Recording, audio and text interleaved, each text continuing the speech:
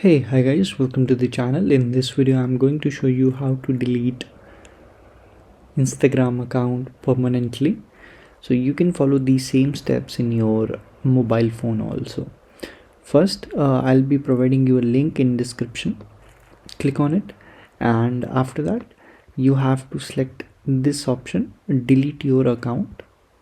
Click on it and make sure your Instagram is logged in your laptop or mobile, and it has to be logged in the browser.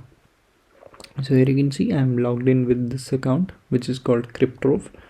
So now you can select the reason, like too many ads, whatever reason you wanted to give it, and then you'll get almost 30 days to recover the account. After that, after 30 days you'll be not able to recover your account. So keep this thing in your mind.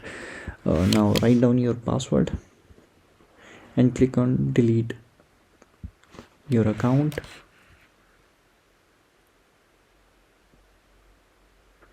And your account is now deleted.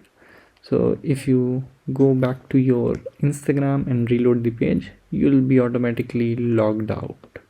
So page doesn't exist now. So this is how you delete your Instagram.